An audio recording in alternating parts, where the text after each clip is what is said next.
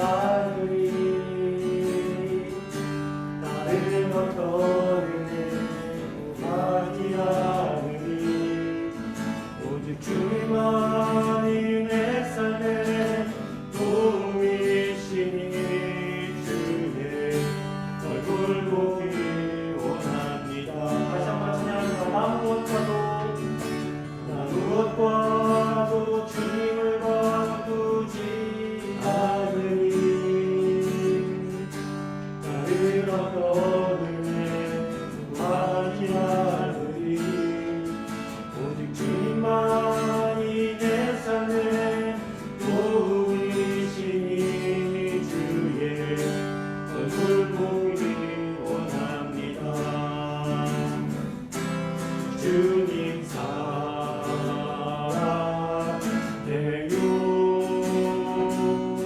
온 마음과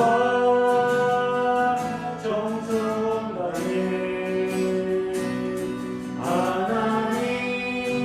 하나님의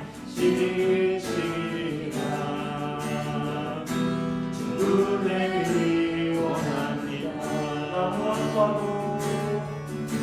나 무엇과도 주님을 바꾸지 않으리 다른 어떤 은혜 구하지 않으리 오직 주님만이 내 삶의 도움이시니 주의 얼굴 보기 원합니다. 주님 사랑해요 주님 사랑해요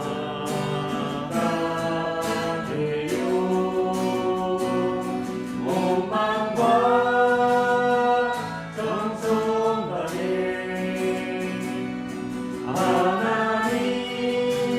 하나님의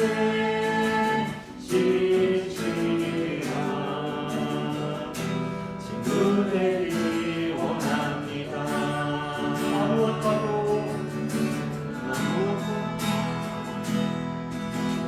무엇과도 주님을 바꾸지 않으리 다른 어떤 은혜 구하지 않으리 오직 주님만이 내 삶의 도움이시니 주의 얼굴 보기 원합니다. 주님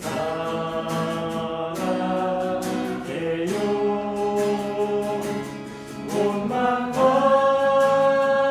정성 다해 하나님의 신실한 친구 되기 원합니다. 아멘.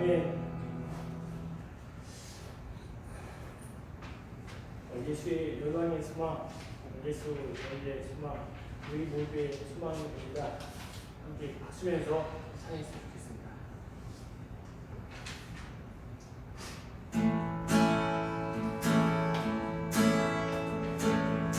예수 열방의 소망, 예수 우리의 위로다. 주는 나에게 영원한 소망 예수 어둠 속에 빛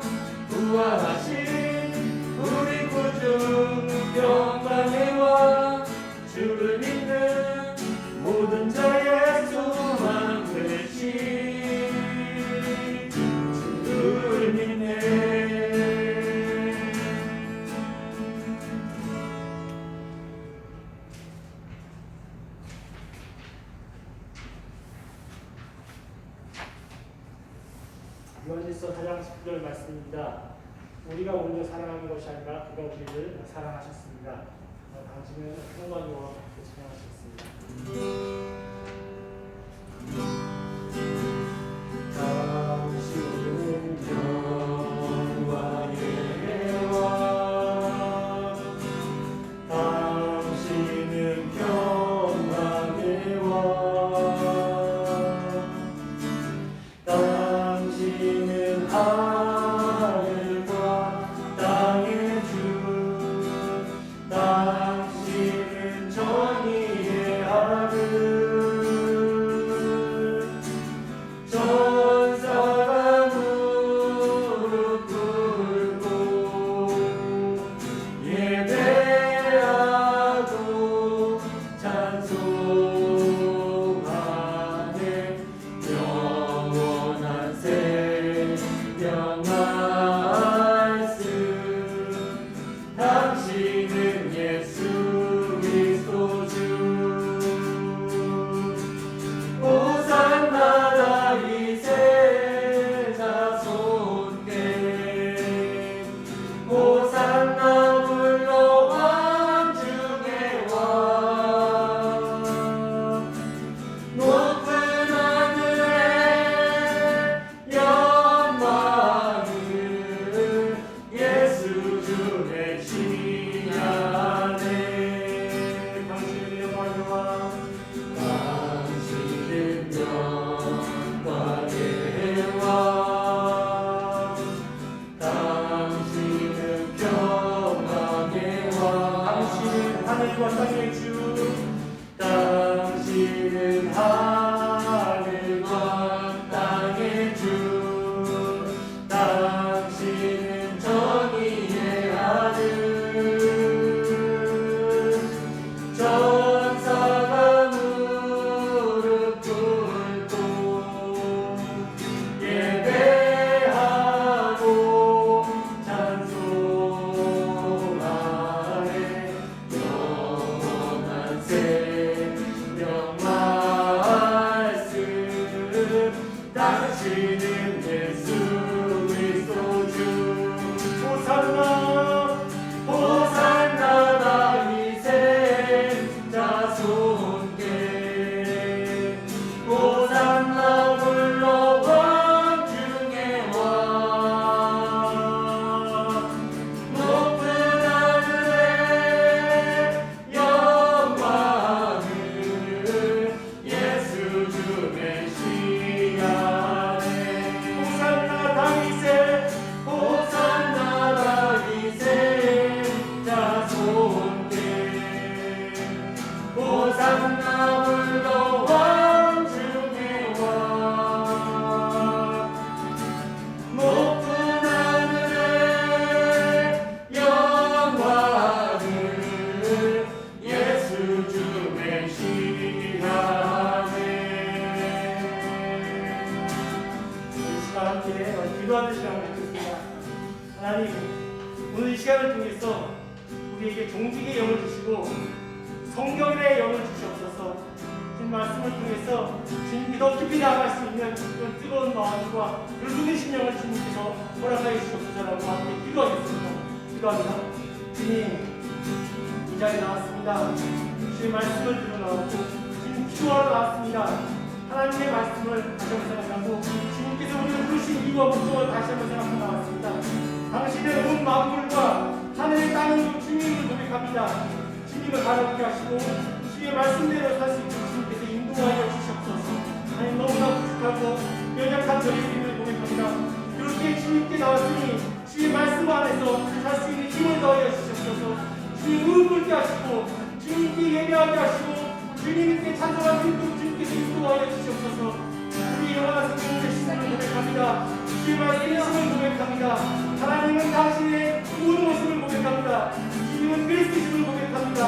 그러므로 다시 한번 기도하실 때 주님께서 우리에게 말씀해 주셨고 주님의 사랑 가운데서 구할 수 있는 힘과 능력을 더하여 주시옵소서. 하나님 부르셨습니다. 하나님 감사의 여길 수 있도록 도와주옵소서.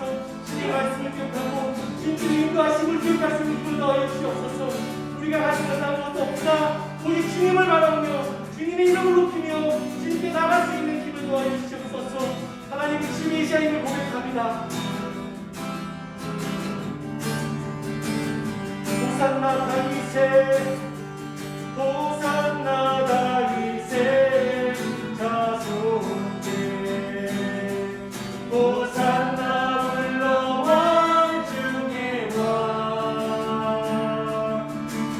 높은 하늘의 영광을 예수 주 메시아네.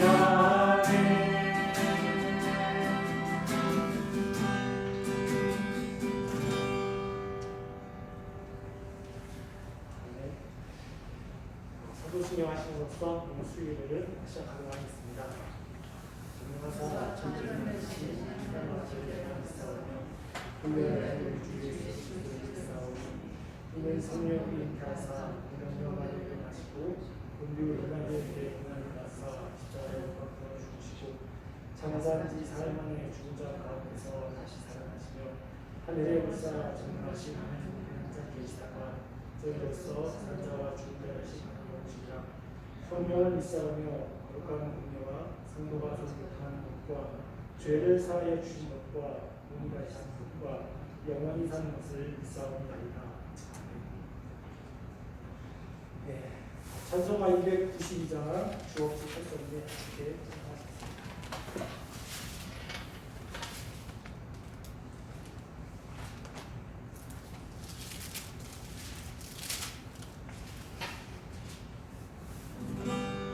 주 없이 살 수 없는 내 구주여 그 귀한 보배 피로 날 구속하소서. 내 주의 성령으로 흘리신 보혈이 내 소망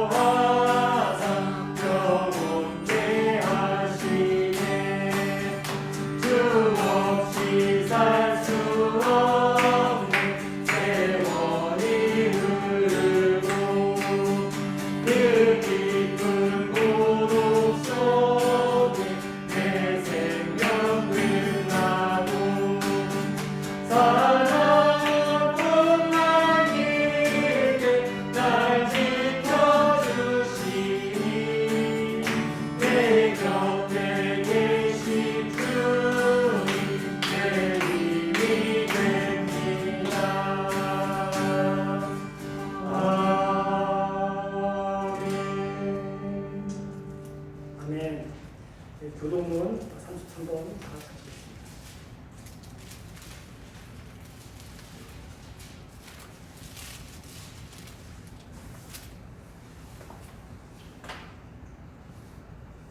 하나님여 주의 판단력을 왕에게 주시고 주의 공의를 왕의 아들에게 주소서.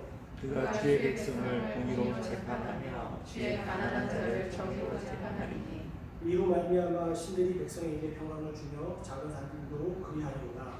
그가 가난한 백성의 억울함을 풀어주며 궁핍한 자의 자손을 구원하며 압박하는 자를 꺾으리로다. 그들이 해가 있을 동안에도 주를 두려워하며 달이 있을 동안에도 대대로 그리하리로다. 그는 맹불 위에 내리는 비같이 땅을 적시는 수문비같이 내리니 그의 날에 의인이 풍성하여 평강이 풍성하니 달이 닿을 때까지 이르리로다. 그가 바다에서부터 바다까지와 강에서부터 땅끝까지 다스리니 모든 왕이 그의 앞에 부복하여 모든 민족이 다 그를 섬기리로다. 네. 찬송가 493장 함께 찬송하겠습니다.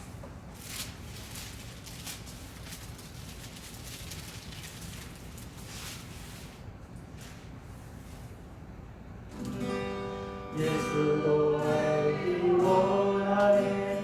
크고도 넓은 은혜와 대속해 주신 사랑을 간절히 알기 원하네. 내 평생의 소원, 내 평생의 소원, 대속해 주신 사랑을 간절히 알기 원하네. 성령이 스승되셔서 진리를 가르치시고 거룩한 뜻을 깨달아 예수를 알게 하소서. 내 평생의 소원, 내 평생의 소원, 대속해 주신 사랑을 간절히 알기 원하네. 성령의 따라받아서 하나님 말씀 배우니 그 말씀 안전히 내 맘에 좋은 되도다. 내 평생의 소원, 내 평생의 소원, 대속해 주신 사랑을 간절히 알기 원하네. 예수가 계신 보좌는 영광에 눌려 있도다. 평화의 왕이 오시니 그 나라 왕성하도다. 내 평생의 소원, 내 평생의 소원, 대속해 주신 사랑을 간절히 알기 원하네. 예수가 계신 보좌는 영광에 눌려 있도다. 평화의 왕이 오시니 그 나라 왕성하도다. 내 평생의 소원, 내 평생의 소원, 대속해 주신 사랑을 간절히 알기 원하네. 아멘.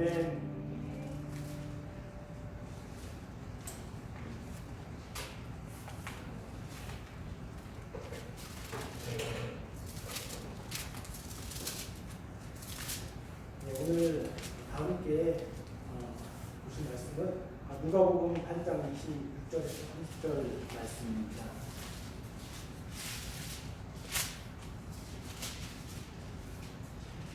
누가복음 8장 26절에서 30절 말씀입니다. 한 절씩 들고 가시고 마지막 30절을 다 함께 읽겠습니다. 그들이 갈릴리 맞은편 거라사 이르 땅에 이르러 예수께서 육지에 내리심에 그 도시 사람으로서 말씀드린 자 하나가 예수를 만나니 그 사람은 오래 옷을 입지 아니하며 집에 거하지도 아니하고 보성 사이에 거하는 자라. 예수를 보고 부르짖으며 그 앞에 엎드려 큰 소리로 불러 이르되 지극히 높으신 하나님의 아들 예수여, 당신이 나와 무슨 상관이 있나이까? 주께 구하노니 나를 괴롭게 하지 마옵소서. 이는 예수께서 이미 더러운 귀신을 명하사 그 사람에게서 나오라 하셨습니다. 귀신이 가끔 그 사람을 붙잡았으므로 그 쇠사슬과 고랑에 매어 지켰으되 그 맨 것을 끊고 귀신에게 몰려 광야로 나갔더라. 읽겠습니다. 예수께서 내 이름이 무엇이냐 물으신즉 이르되 은혜라니 이는 많은 귀신이 들렸습니다. 아멘. 오늘 그 말씀은 누가복음 8장 29절 말씀을 통해서 세상이 아닌 내면을 바라보라라는 말씀을 여러분들과 함께 말씀을 나누고 있습니다. 하나님 아버지와 우리 주 예수 그리스도로부터 오는 은혜와 평강이 이 시간 예배하는 저 여러분 모두에게 함께하시기 바랍니다. 아멘. 예수님의 그 사역을 뭐 학자만 다양하게 좀 나누곤 하는데요. 보통 공생의 사역, 1년차, 2년차, 3년차 그리고 부활 이후의 사역, 잠시 잠깐 계시면서 있었던 사역을 그때 나눠서 총 4부분으로 보통 나눕니다. 근데 오늘 말씀은 그 두 번째 2년차 사역인 것으로 이 배경이 말씀해 주고 있습니다. 보통 그 예수님께서 1년차 사역일 때는 유대 지방 자신 태어나신 곳을 중점으로 예루살렘을 중점으로 사역을 하셨는데요. 이게 2년차 되심으로써 이제 거라사인이 거주하고 있는 가다라라는 지역, 데가볼리라는 지역인데요.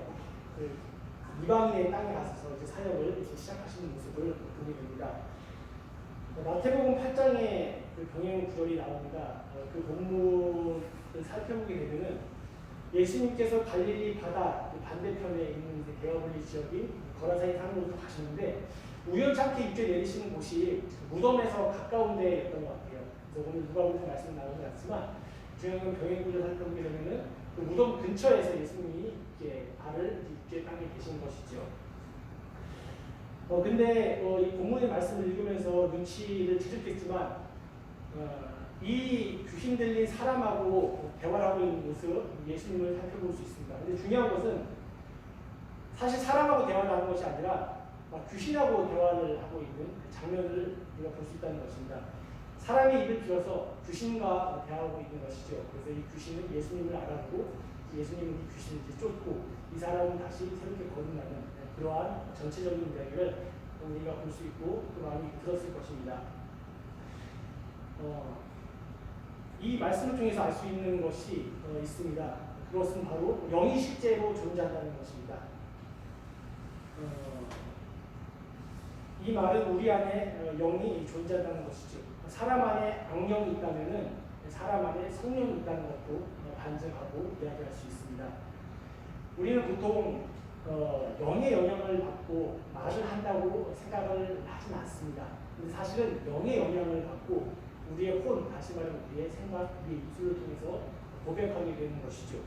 영은 히브리어로 보면 루하라는 단어가 있습니다. 헬라어에서는 푸뉴마라는 단어를 쓰는데요. 그 뜻은 한국어로 생기 또는 바람, 호흡이라는 죄송합니다. 예, 그런 단어로 그 사용을 합니다. 근데 이 바람과 호흡과 생기는 우리 아시겠지만 느껴지지 않습니까? 바람이 우리 얼굴에 느껴지고 우리 호흡하면 손에 느껴지듯이 분명히 그 실체는 있는데 눈에 보이진 않는 것이죠. 제가 이 얘기를 개인적으로 왜 이제 설명을 드리냐면 이런 맥락에서 오늘 말씀의 중심 키워드가 있다면 그것은 바로 우리 제목에도 나왔지만 현상을 가리키는 그 외부의 측면, 외면 영역이 있고 그 다음에 내면의 외부가 아닌 현상이 아닌 내부, 즉 바로 영적인 영역이 있다는 것을 이야기해 드리고 싶었던 것입니다. 그렇다면 예수를 믿는 우리 성도가 현상이 아닌 내면을 바라본다라는 뜻이 무엇일까? 라고 봤었을 때 전 첫 번째로 내 안에 계신 성령님이 나를 기도하도록 나를 그분께 드리는 것이다 라고 이야기를 드리고 싶습니다. 여러분 말씀을 읽으셨겠지만 귀신이 사람을 괴롭히지 사실 사람이 귀신을 괴롭힌다는 것은 우리가 역설적으로 잘 들어보지 못하셨을 것입니다. 뭐 우리나라 유교 문화에서 그런지 옛날에 국도 마냥 부당들이 이렇게 귀신을 불러주고 하지 않습니까? 그럼 보통 귀신이 사람을 통제하고 상황을 통제하지 사람이 귀신을 통제하는 경우는 없었을 것입니다. 이 말씀은 예수님께서는 이 귀신의 영을 통제하시고 물리칠 수 있다는 것이고 우리 안에 성령께서 계시면 우리의 영, 성령을 통해서 귀신의 역사를 이길 수 있다는 것입니다. 동시에 이 귀신이 존재하는 곳은 사람과 동물임을 알 수 있습니다. 오늘 본문에 나오지 않지만 나중에 돼지의 몸에 들어가게 되죠. 그렇다면은 왜 돼지가 아닌 사람일까를 생각해 보게 됩니다. 그것은 영향력 때문일 것이라는 확신이 났습니다. 왜냐하면 사람에게는 영이 있고 그 영이 하나님을 만나지 못하게 방해하는 것이고 그 사람을 사망의 길로 옮김으로써 자신의 임무를 달성하게 되는 것이죠. 그만큼 이 귀신이 존재하는 것은 사람이고 그 사람은 그 영에 따라 살 수밖에 없는 그런 존재라는 것을 보여주게 됩니다. 많은 이들이 말합니다. 예수님을 믿으면은 성령님이 함께하지 않습니까? 이렇게 얘기합니다. 근데 왜 그 능력이 나타나지 않습니까? 라고 많이들 질문을 합니다. 근데 저는 그렇게 대답합니다. 예, 맞습니다. 예수님을 믿고 믿은 즉 성령님께서 그 안에 거하시기 시작하면은 그를 이끌어 가시고 그를 중보하시며 그를 주님의 품 안으로 이끌어 가시기에 우리의 삶이 조금 더 깊이 거룩하게 나아갈 수 있습니다. 근데 저는 이렇게 다시 재질문을 드립니다. 그렇다면 당신께서 보신 그 사람이 정말로 성령 안에서 거하는 사람입니까? 라고 저는 다시 역으로 물어보게 됩니다.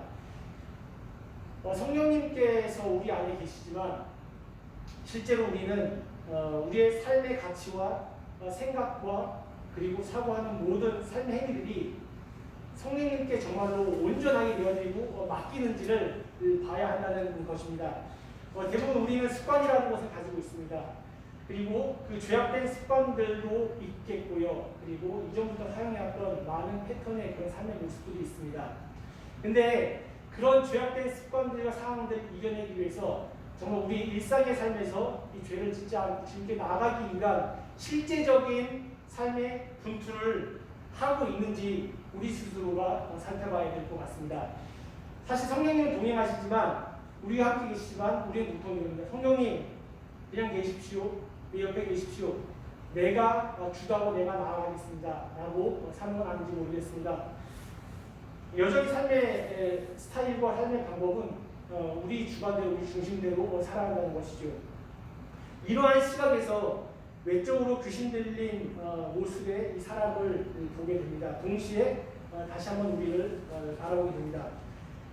죄의 종류는 정말 다양하게 있습니다. 너무나 잘 아실 것입니다. 그 중에 많은 죄 중에 본질적인 죄는 교만입니다.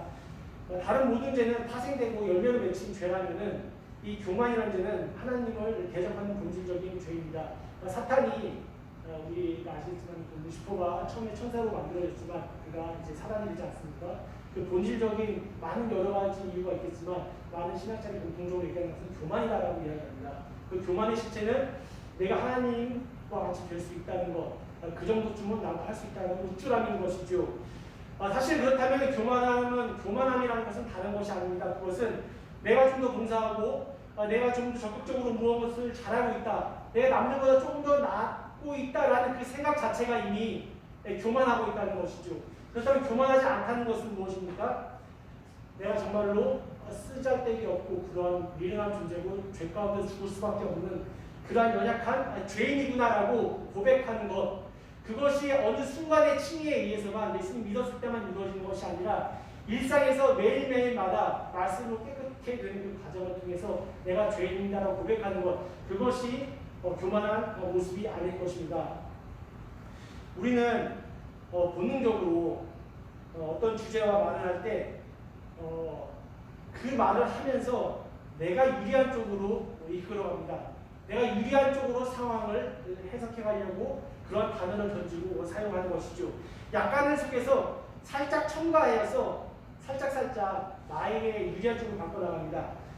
그렇다면 그런 생각과 그런 마음들이 과연 성령의 영으로부터 왔을까? 라고 우리는 스스로 물어본다면은 사실 우리 귀신 들린 자에게 뭐라고 할 수 없을지도 모르겠습니다. 왜냐하면 우리도 거짓의 영과 타협하고 있기 때문입니다. 귀신 들린 사람은 이상이 있다고 우리가 쳐다보는 여러 가지 사회적 시선이 있습니다. 장애인들을 바라보는 시선도 동일하지 않을 것입니다.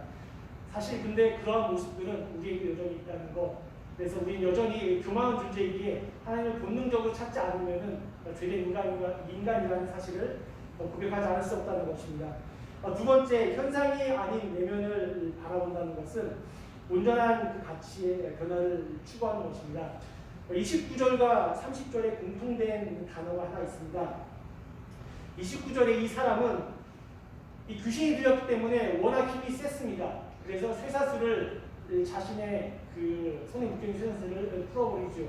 사실 이 부분에 대해서 많이 이해가 안 됐습니다. 어떻게 쇠사슬을 풀까? 그래서 다양한 그 자료들을 많이 찾아보려고 했는데 이것에 대해 구체적으로 이야기하는 그 내용이 좀 없는 것 같아요. 그래서 제가 생각을 하다 보니까 그 당시에 지금 현재 우리가 가지고 있는 많은 쇠사슬 같은 그런 두꺼운 거 있지 않습니까? 꼭 그런 식으로 두꺼운 것은 아니지만 어쨌든가 사람을 엉령 묶었던 쇠로 만든 얇은 그 쇠사슬이 있다는 것을 발견했습니다. 그래서 그걸 보니까 이것은 풀 수 있겠다고 생각했던 것이 우리 TV에서 설날 때 많이 보지만 차력사들이 나와서 그 철근을 이렇게 구부리고 그리고 그 쇠사슬을 온몸에 있는 힘으로 이렇게 푸는 모습을 봤습니다. 그것은 수십 년간 내공이 단련된 사람에게서 나올 수 있는 모습인데 이 사람은 이 주신이 들었기 때문에 정말 초인적인 힘을 발휘하는 걸 볼 수 있습니다. 동시에 30절에서 볼 수 있는 것은 예수님께서 내 이름이냐, 내 이름이 무엇이냐고 물으니까 이 사람 대답하기를, 그러니까 이 귀신 대답하기를 내 군대라고 이야기합니다. 군대는 힘이 세지 않겠습니까? 그래서 이 29절과 30절의 공통된 단어를 힘이라는 가치로 저는 이해하고 보았습니다. 이 세상에는 정말로 다양한 힘이 있습니다. 그리고 결국 우리가 사는 사회에서 힘을 얻는 것, 우리 가정에서 힘을 얻는 것만이 인생을 정말 편안하게 살 수 있는 지름길이 된다는 것을 생각해 볼 수 있습니다. 그 힘의 원천은 예수님을 빼면은 사실 돈이겠죠. 다시 말하면 돈이 있는 곳에 힘이 있고 그 힘의 권력이 우리 가정 속에서 어디 있는지 살펴보니까 대부분 자녀를 키우는 부모님의 입장에서 볼 때 그 자녀가 그 자녀에게 모든 투자하고 그 자녀를 통해서 밀어내는 모습을 바로 그 안에서 힘을 찾을 수 있지 않을까 이렇게 생각을 해봅니다. 제가 그 20년간 대치동에서 수학 원장을 하셨던 그 모 교육 대표분의 인터뷰를 제가 좀 이제 보게 됐는데요. 그분께서 이제 20년을 하면서 정말 다양한 부모들 만나고 다양한 학생들을 만났는데 오는 부류들은 딱 두 가지로 나뉜답니다. 첫 번째 공부 열심히 한 아이, 그리고 두 번째로 억지로 끌려온 아이 이렇게 나눠진다고 합니다. 근데 이 전자의 아이는 자기가 부모님을 끌고 온다고 합니다. 열심히 공부하기 위해서. 근데 이제 후자의 경우는 부모님이 자녀의 손을 잡고 끌고 온다는 거예요. 그래서 그렇게 시작을 하게 되는데 중요한 건 시간이 가면 갈수록 이 둘의 차이는 같이 시작하지만 이 아이, 전자의 아이는 어느 정도 성적이 오르고 성공의 그 발판을 밟고 계속 올라가는데 이 아이는 억지로 와서 억지로 하게 되니까 점차 그 성적이 올라가지 않고 계속 내려가면 멈춘다는 거예요. 그러면서 이제 그 아이의 상황을 말하면서 이 교육 대표가 이렇게 얘기합니다.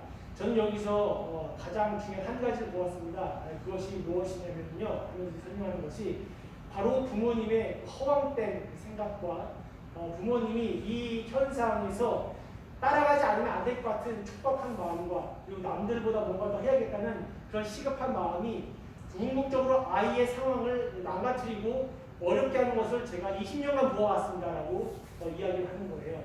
그러면서 하는 얘기가 다른 건 다 제쳐두고 수학의 정석이 예를 드는데 보통 이 수학의 정석이 기초편이 있고 실제편이 있고 이 두 개를 마스터하면 좀 더 어려운데 블랙라벨이라는 수학책이 있는가 봐요. 근데 1, 2, 3은 나눠지는데 대부분 열심히 오는 그 공부한 애들은 기본편을 3번 내지 5번을 반복해서 푼다는 거예요. 특징적인 게.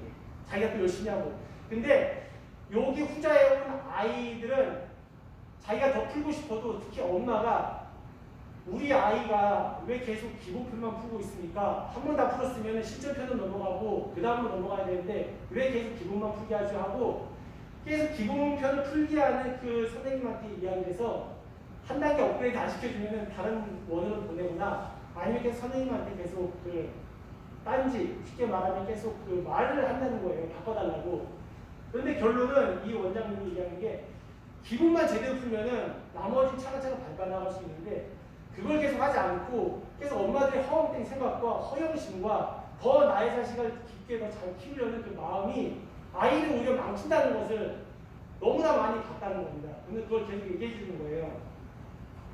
그러면 이 3가지 대안으로 첫 번째는 이 아이를 정말 살리기 원한다면은 이 아이를 정말 제대로 알아. 제대로 알기 원한다라고 이야기합니다. 부모님이 먼저 이 아이를 제대로 아십시오. 그리고 부모 자신 먼저 아십시오.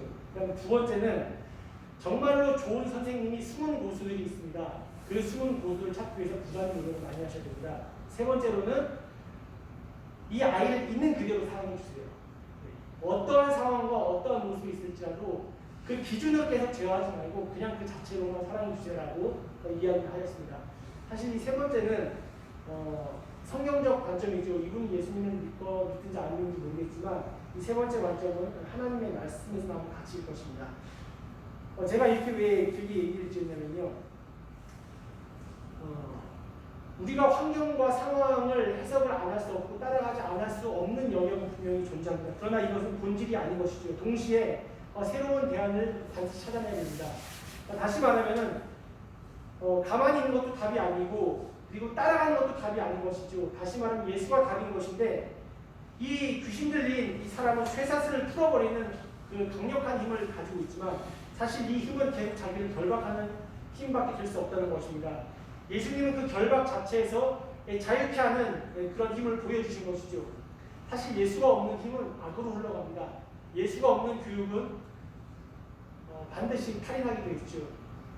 그런 의미에서 우리 해결책은 무엇입니까? 라고 물어본다면은 자녀가 진정으로 하나님을 경험할 수 있는 길을 열어주는 것이고 우리가 먼저 진정으로 하나님을 만나는 모습을 보여주는 것일 것입니다. 이 얘기는 궁극적으로 성령님께 나를 드리는 것이 정말 실제적으로 드리고 있느냐를 봐야 되는 것이고 그 실제적인 드림은 바로 이 시간, 바로 이 현장에서 나에게 요청하시는 나의 분별하며 살아가기 원하시는 것이 무엇인지를 깊이 묵상하고 깨닫는 것일 것입니다. 다시 말하면 일상을 정말로 깊이 최선을 다해 살아가는 것이죠. 이런 것들이 이 시간이 쌓여서 우리가 믿음의 한 걸음으로 나가고 믿음의 변화를 만든다고 우리는 알 수 있습니다. 현상이 아닌 내면을 바라본다는 것은 성령님을 진심으로 쫓아가는 것입니다. 그분이 운전하시도록 나의 운전대를 내어드리는 것입니다. 내가 운전하고 그분 옆에 두는 것이 아니라 그분 뒤에 두는 것이 아니라 정말로 그분께 모든 걸 내려드리는 것일 것입니다. 그리고 내가 추구하는 가치가 과연 세상의 힘인지 예수께서 말하는 그 자유케 하는 힘인지를 우리는 깊이 묵상을 통해서 자유를 경험해야 할 것입니다. 요한복음 14장 12절 말씀입니다. 진실로 너에게 이르노니 나를 믿는 자는 나의 한 일도 할 것이요 이보다 더 큰 일도 할 것이라 분명히 말씀하셨습니다. 분명한 것은 성령님께서 우리를 계속 중보하시고 우리를 이끌어 가십니다. 우리가 앞을 바라보지 못하고 희미한 안개 속에 살아가는 것 같지만 분명히 그분이 인도하시기 때문에 우리가 그분께 내어드리고 전적으로 맡긴다면 그분은 알 수 없는 그 희미한 상황에서 반드시 해결할 수 있는 길을 내실 것이고 우리는 그것을 발견할 수 있을 것입니다. 그리하여 지각에 뛰어나신 하나님의 평강이 그리스도 예수 안에서 저희 모두의 마음과 생각을 지키실 것입니다. 아멘. 다 함께 기도하시겠습니다. 하나님, 우리가 그 말씀을 통해서 다시 주님을 경험할 수 있는 시간 되길 소망합니다. 귀신 들린 사람의 모습을 보고 판단하고 비난했지만 사실은 저희 또한 그러한 연약한 존재이고 거짓의 영과 타협하며 살아갈 수밖에 없는 죄인으로 고백합니다. 그렇기에 성령님께 모든 것을 내어드리고 진심으로 누구를 쫓기 소망합니다. 그럴 때 진정한 자유함이 있사오니 외면의 힘을 바라보는 것이 아니라 내면의 성령님을 바라보고 따라갈 수 있는 대대적으로 공동체의 성령님 될 수 있도록 주님께서 인도하여 주시옵소서. 감사합니다. 예수님 이름으로 기도합니다. 아멘. 주기도문으로 마치겠습니다. 하늘에 계신 우리 아버지여, 이미 높이 여김을 받으시오며 나라의 임하시오며 뜻이 하늘에서 이루어진 것 같이 땅에서도 이루어지이다. 오늘 우리에게 일용할 양식을 주시옵고 우리가 우리에게 죄 지은 자를 사하여 준 것 같이 우리 죄를 사하여 주시옵고 우리를 시험에 들게 하지 마시옵고 다만 악에서 구하시옵소서. 나라와 권세와 영광이 아버지께 영원히 있사옵나이다. 아멘.